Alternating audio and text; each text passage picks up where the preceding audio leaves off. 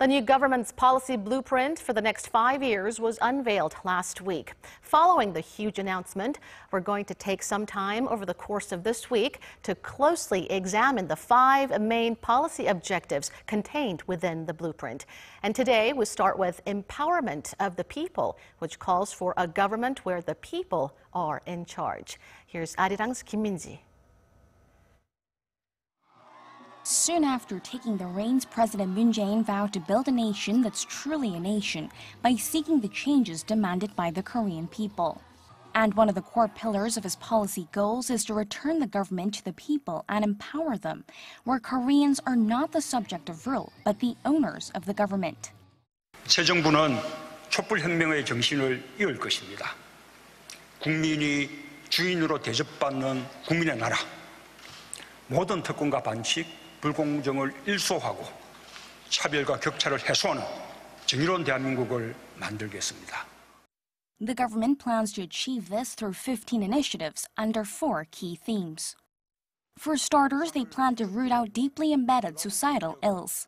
The administration plans to create a task force within each ministry that will keep a close eye on possible signs of corruption and boost preventive measures such as stepping up penalties for offenders.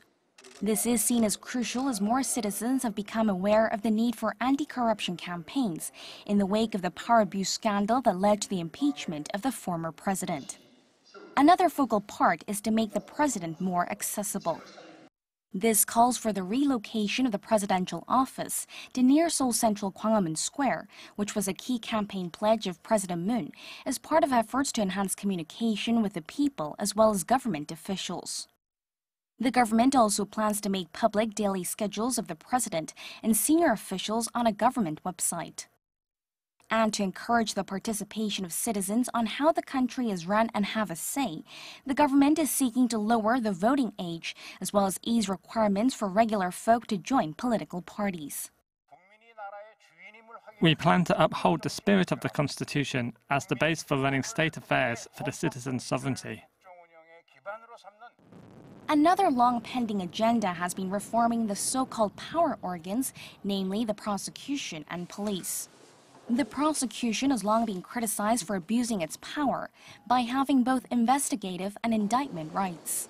The government is seeking to reorganize the investigative rights between the prosecution and police, something that the new Justice Minister has also vowed to pursue. We plan to gather opinions on reforming the prosecution from various circles and plan to speedily enact related laws accordingly. And to ensure a transparent and competent government, officials will get citizens directly involved in policy formulation and implementation process.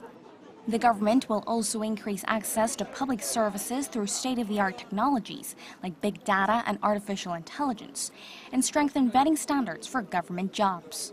Kim Min-ji, Arirang News.